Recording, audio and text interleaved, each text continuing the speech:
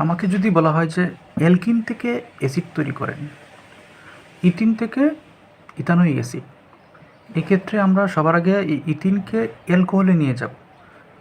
CH2 দ্বিবন্ধন ইথিনকে অ্যালকোহলে নিয়ে যাব, এই জন্য আমরা পানি যোগ করব, পানি দিব। আর পানি আমরা জানি পানি যোগ করার জন্য কী নিতে হয়, ফসফরিক অ্যাসিড আর 300 ডিগ্রি সেলসিয়াস তাপমাত্রা, 60 ATM চাপ, তাহলে অ্যালকোহল হয়ে গেল।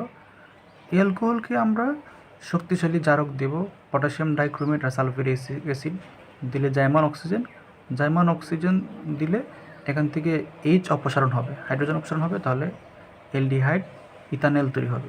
ইথানলকে আমরা আবার জারক দিয়ে জাইমান অক্সিজেন সংযোজন করাবো, তখন অ্যাসিড হয়ে যাবে। অ্যাসিড থেকে আবার যে আমরা বিজারণ ঘটাই, উল্টো লিথিয়াম অ্যালুমিনিয়াম টেট্রাহাইড্রেট বিজারণ ঘটালে অ্যালডিহাইড হবে। অ্যালডিহাইডকে বিজারণ করলে হবে অ্যালকোহল। অ্যালকোহলকে আবার আমরা যদি অ্যালকোহল থেকে পানি সরাতে হবে, ইথিনের সাথে পানি যোগ করে অ্যালকোহল তৈরি করছি। আবার অ্যালকোহল থেকে ইথিন তৈরি করতে গেলে পানি সরাতে হবে। পানি অপসারণের জন্য আমরা জানি অ্যালুমিনিয়াম অক্সাইড দিতে হয়, দিলে অ্যালকিন তৈরি হয়ে যায়।